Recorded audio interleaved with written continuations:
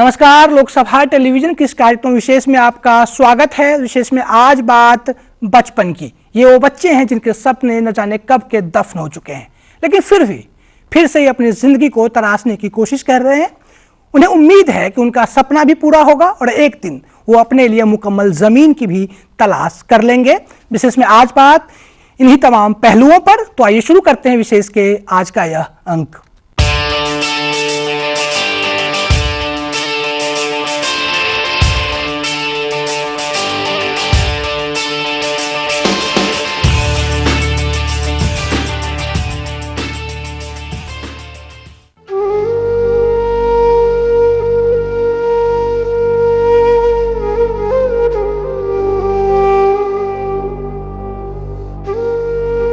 काली रात का काला साया, बाप नशेरी जग भर माया। 2 पैसे के लालच भाई, बधुआ सबने मुझे बनाया। 14 में ही 64 जीकर, कभी कमाया कभी खिलाया। कन्यादान भी करना मुझको, 84 मानव तन पाया। मन करता है आग लगा दूं, धर्म शास्त्र को धत्ता बता दूं। सब झूठे कानून जला दूं, जो अंधे हैं देख न पाते। बधुआ बंधन होता क्या है। सुरेंद्र कुमार शुक्ल भ्रमर की इस कविता में बाल व बधुआ मजदूरी की परेशानियों को आसानी से समझा जा सकता है। आज हमारे समाज में करोड़ों की संख्या में मौजूद बाल मजदूर हैं, वो कहीं न कहीं हमारे लिए परेशानी का सबब हैं। अपना सपना देखने और ऊंचे आसमान में उड़ान भरने के इच्छुक ऐसे बदकिस्मत बच्चों का बचपन छोटी उम्र में ही 55 पार कर जाता है। इन्हें घर चलाने के लिए खर्च जुटाना पड़ता है, माँ बाप के लिए दवा और खाने का इंतजाम करना पड़ता है। वो भला अपना सपना कैसे पूरा कर सकते हैं।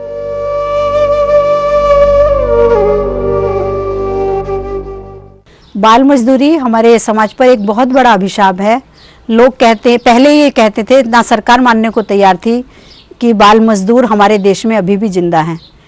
बाल मजदूरी कोई नाम भी है, ये भी कोई मानने को तैयार नहीं थे, ना हमारे नेतागण ना हमारे ऑफिसर।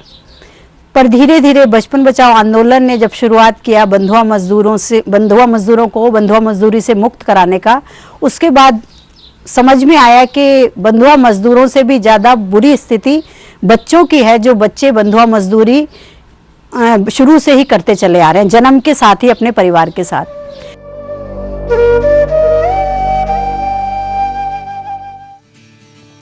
लेकिन इन झंझावतों से दूर कुछ बच्चे ऐसे भी हैं जो अपनी बधुआ मजदूरी से छूटकर अपनी जिंदगी को एक नए आकार देने की जद्दोजहद में लगे हुए हैं। जयपुर के रास्ते विराटनगर का यह बाल आश्रम, यह आश्रम एक स्वयंसेवी संस्था के द्वारा संचालित किया जाता है। जब हम इस बाल आश्रम में आए तो देखने से लगा नहीं कि ये वही बच्चे हैं जिनके सपने, उम्मीद कभी किसी कबाड़ी खाने में, किसी होटल में या किसी कारखाने में खो गए थे। ये वो बच्चे हैं जो अपने अतीत के भंवर को भूलकर एक नए भविष्य और वर्तमान को खोजने में लगे हुए हैं।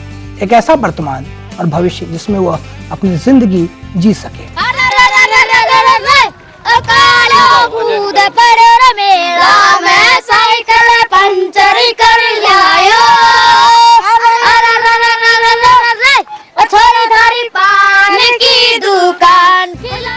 हम आज अपने इस कार्यक्रम के जरिए उन्हीं बच्चों के साथ उनकी जिंदगी के बेहतरीन पल को अपने कैमरे में कैद करने के लिए पहुंचे विराटनगर के इस बाल आश्रम में। इस बाल आश्रम में करीब 100 बच्चे रहते हैं। गर्मी की छुट्टी है, इसके चलते कुछ बच्चे अपने माँ बाप से मिलने अपने गांव गए हैं, तो कुछ इसी बाल आश्रम को अपना घर समझकर यहीं पर अपनी जिंदगी गुजार रहे हैं। यहाँ बच्चों की जिंदगी सुबह 5 बजे से शुरू होती है। सुबह उठकर नित्यक्रम से निवृत्त होकर ये बच्चे इस मैदान में आ जाते हैं। यहाँ पर वो रोज की तरह सुबह की दौड़, उसके बाद प्रार्थना और फिर कुछ आसन कर अपनी दिनचर्या शुरू करते हैं। गर्मी की छुट्टी है, इनके स्कूल बंद हैं, फिर भी जिन्हें पढ़ने का मन करता है वो इस बाल आश्रम के पुस्तकालय में आकर अपनी पढ़ाई करते हैं। चिलचिलाती धूप में वो अपने कमरों में चले जाते हैं और शाम को फिर से इनकी दुनिया शुरू हो जाती है। आज यहाँ बाल आश्रम के बच्चे और बगल के गांव के बच्चों के बीच क्रिकेट का मैच है। इस मैच के लिए उनका जोश और जुनून दोनों मिला हुआ है। दोनों टीमों के बीच मैच की शुरुआत होती है। इसी बीच बॉलीवुड के मशहूर अभिनेता और किड्स राइट के ब्रांड एम्बेसडर कैरोलिन और एरिक अपने परिवार के साथ इस मैच में शरीक हो जाते हैं। 10-10 ओवर के इस मैच में विपक्षी टीम ने 120 रन बनाए, बाल श्रम के बच्चों ने इन रणों का पीछा करते हुए लक्ष्य को पूरा कर लिया। इस दौरान हमें कुछ ऐसी चीजें दिखी जिसका जिक्र आपसे भी हम करना चाहेंगे।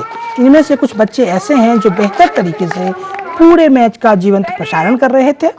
खुला मैदान है और यहाँ पेड़ उड़ता और खिलाड़ी बाहर है।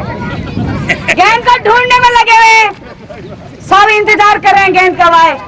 और 4 रन लगता है कि 4 रन जाएंगे और यहाँ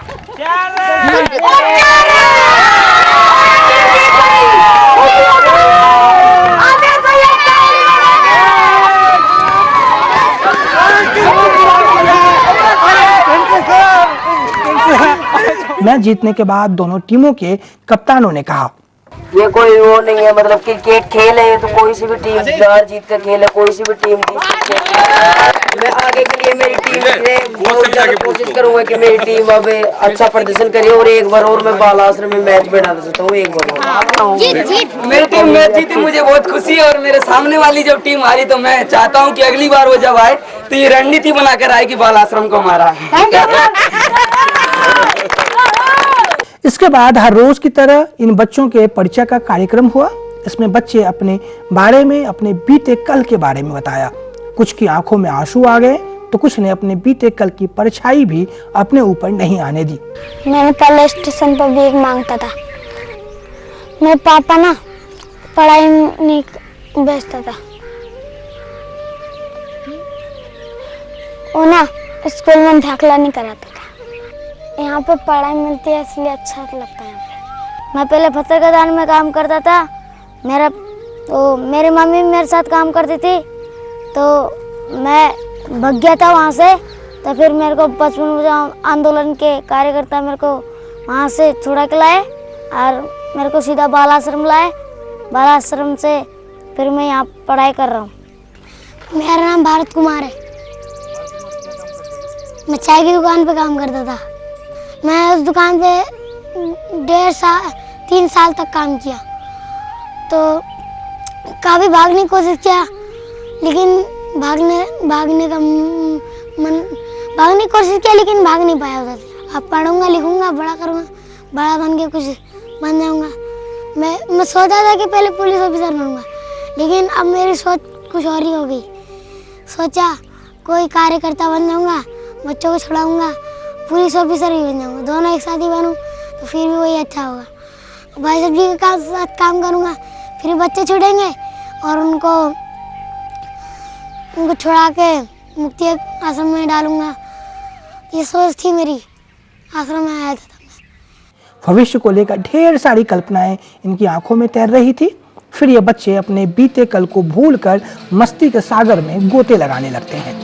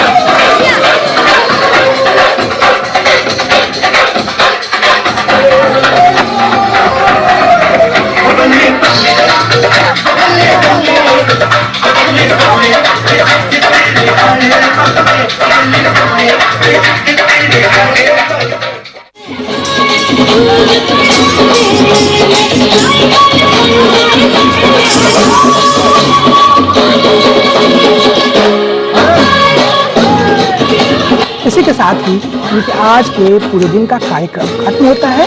अक्सर लोग कहते हैं कि बाल श्रम को पूरी तरह से खत्म नहीं किया जा सकता, लेकिन हमने अपने कार्यक्रम के दौरान उन गांवों का दौरा किया जहां पर बाल श्रम को पूरी तरह से खत्म कर दिया गया है, और ये खत्म किया है वहां के बच्चों ने। और आज उनका यह गांव बाल मित्र गांव के नाम से जाना जाता है। दूसरे दिन हम लोग निकल पड़े उन गांवों का जायजा लेने जिन्हें बाल मित्र गांव के नाम से जाना जाता है। बाल मित्र गांव उस गांव को कहा जाता है जहां बाल मजदूरी का नामो निशान तक नहीं है। गांव का हर बच्चा स्कूल में है। इस गांव की कुछ अपनी खासियत भी है, लेकिन उसकी चर्चा हम बाद में करेंगे। पहले बात करते हैं कारवां की। ये जो बच्चे हैं ये गाँवों से ही लाते हैं, तो क्यों ना हम गाँव में कुछ इस तरह का काम शुरू करें जिससे कि बच्चों को यहाँ पे लाया ही ना जा सके। इसमें हमने यहाँ बाल आश्रम की जब शुरुआत की राजस्थान में, तो हमने पहले तय कर लिया था मन में कि जो बाल आश्रम के चारों ओर कोई भी बच्चा हमें बाल मजदूरी करता हुआ ना मिले, और वो सभी बच्चे स्कूल में जाने चाहिए। 2001 में शुरू किया गया काम आज बहुत ही अच्छे मुकाम तक पहुंच चुका है। इसमें बाल मजदूरी को रोकने के लिए सबसे ज़्यादा जो जरूरी है वो जनता को जागरूक होने की ज़रूरत है। कानून भी बन गए हैं अब काफ़ी, और स्ट्रॉन्ग कानून है, पर कानून बेकार अपने थैले में रखे रहते हैं, क्योंकि जब तक जनता उनको जानेगी नहीं, जनता उनको लागू कराने के लिए उन्हें कैसे कदम उठाने वो उनको पता ही नहीं चलेगा, तो वो कुछ नहीं कर सकते।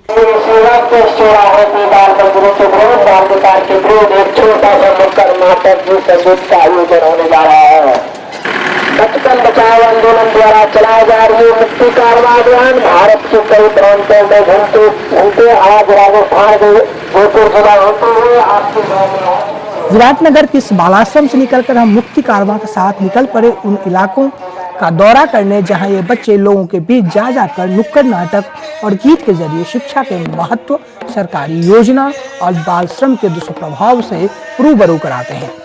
इन गाँव वालों को यह समझाने की कोशिश कर रहे हैं कि बाल मजदूरी एक अभिशाप है, और जितनी जल्दी हम इससे मुक्ति पा लेंगे वह हमारे और समाज दोनों की बेहतरी का दिन होगा।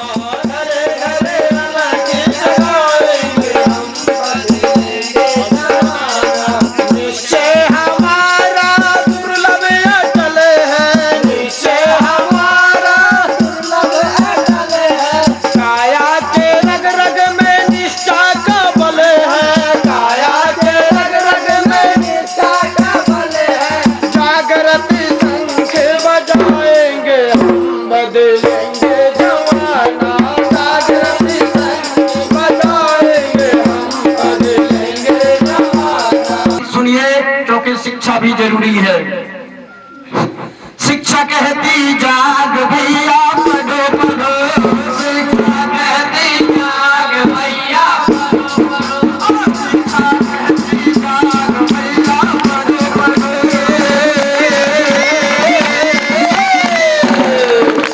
गणित हिसाब भैया पढ़ो पढ़ो, शिक्षा कहती जाग भैया पढ़ो पढ़ो, शिक्षा बदले भाग भैया पढ़ो पढ़ो, शिक्षा बदले भाग भैया पढ़ो पढ़ो, शिक्षा है एक आग भैया पढ़ो पढ़ो,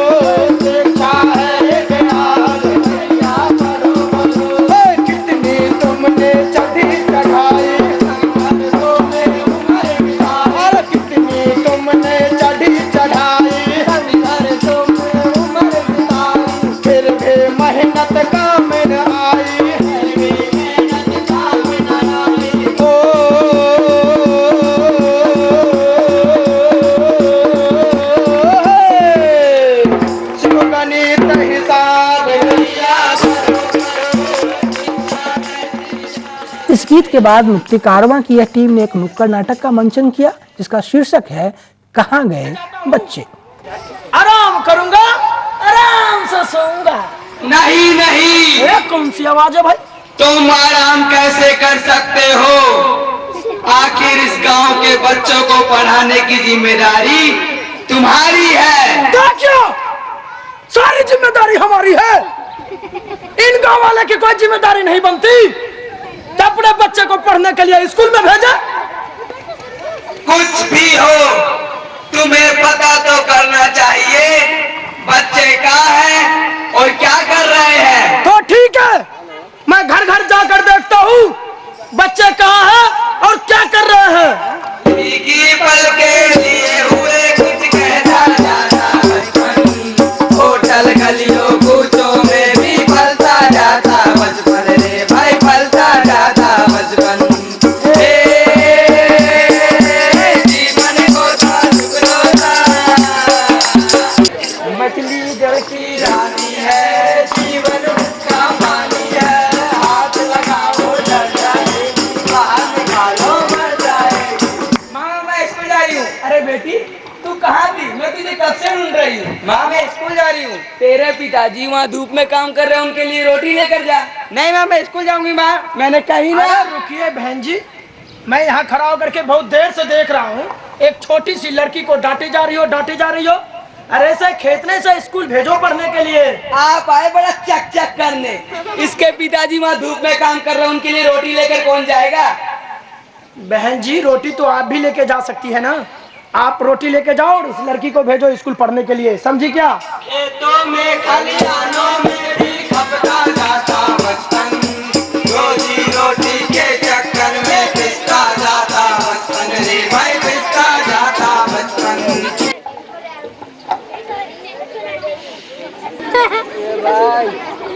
ए भाई सुन, मालिक जो है ना रात भर काम कर रहा है, समझा? मेरे को जो है ना बहुत नींद आ रही है, मैं जो है थोड़ा सोता हूँ। मालिक है ना तो मुझे जगा दिए, ठीक है?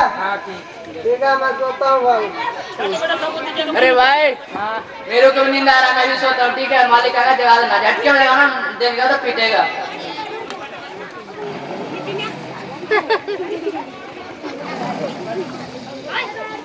अबे क्या कर रहा है तू लोग? सो रहा है? तुम लोग को यहाँ सोने के लिए नहीं बुलाया हूँ, काम करने के लिए बुलाया हूँ। काम शाम तक ये मुझे काम चाहिए, ठीक है? जल्दी जल्दी काम करो, जल्दी कर जल्दी।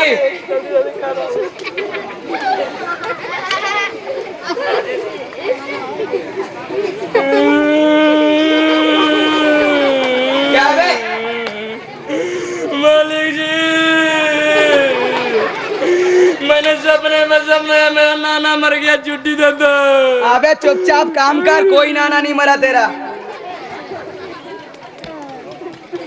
अरे यहाँ तो मैं देख रहा हूँ बहुत छोटे छोटे बच्चों से काम करवाए जा रहे भाई। ओ भाई साहब क्या करवा रहे हैं आप? अरे दिख नहीं रहा? काम कर रहे हैं बच्चे, काम। अरे भाई साहब काम तो कर रहे हैं बच्चे, मुझे भी दिखाई दे रहे हैं, लेकिन बच्चों से काम कराना कानूनी अपराध है, क्या आपको मालूम नहीं है क्या? अरे जाओ जाओ जाओ, ये काम वर्षों से होता है, होते रहेगा। अरे होता था वर्षों से, लेकिन जब ये काम नहीं होगा। सिर्फ गांव की बात नहीं, शहरों में भी बदहाली है। जेबे खाली, बसते खाली, सब कुछ खाली खाली है।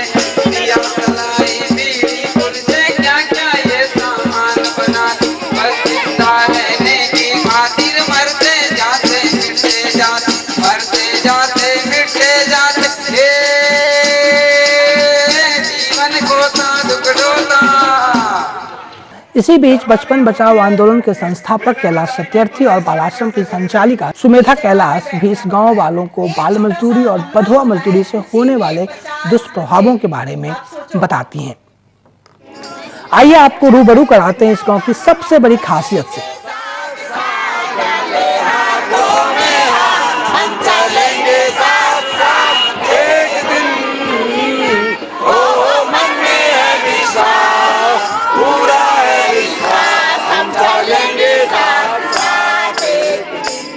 यह गांव उन गांवों में से है जहां बाल पंचायत पूरी तरह से काम करती है। यहाँ की बाल पंचायत आम पंचायत की तरह ही पूरी तरह से चुनी हुई है। इसमें गांव के 18 साल से कम उम्र के बच्चे इस चुनाव में भाग ले सकते हैं। मतदान प्रक्रिया के बाद जीते हुए उम्मीदवार को बाल सरपंच और सदस्य पद की शपथ दी जाती है। जीते हुए प्रतिनिधि गांव की समस्या को लेकर पंचायत के सदस्यों और सरपंच से मिलकर इसके समाधान का रास्ता खोजते हैं।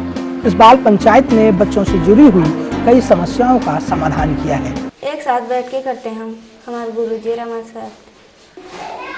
हमें कुछ परेशानी है इसलिए हम गुरुजी को बताते हैं और परेशानी सब सही करवा देते हैं। हम सरपंच बनने के बाद में हमने टॉयलेट बनवाए, बाथरूम बनवाए, गेट लगवाए, टंकी बनवाई, इन सब चीज़ बनवाए हम। अब वापस से हैंडपम्प खराब हो गए, हम बोरिंग लगवाने की सोच रहे हैं हमारे गुरु से खाने के लिए। इतना ज़्यादा हमें फ़ायदा मिला कि बच्चों ने ऐसी ऐसी बातें बताई जो हम लोगों की पहुंच से बहुत बाहर थी। जो ड्रॉप आउट वाली जो बात थी कि बच्चों का नाम तो स्कूल में लिखा दिया जाता है पर बच्चे किसी न किसी कारण से स्कूल में आ नहीं पाते हैं। आते हैं तो एक आध दिन आते हैं, फिर उसके बाद वो अपने घर में ही रह जाते हैं, कोई ना कोई बहाना बना के, घर में काम के कारण या अपने छोटे बहन भाइयों की देखभाल के कारण या गरीबी का रोना रोके, वो एक अलग चीज़ है। जब लड़कियों ने विशेषकर जब ये बात उठाई कि हमारे यहाँ शौचालय नहीं है, तब हम लोगों को बड़ा अपने ऊपर ही शर्मिंदगी महसूस कि हमारा ध्यान क्यों नहीं गया इस पर।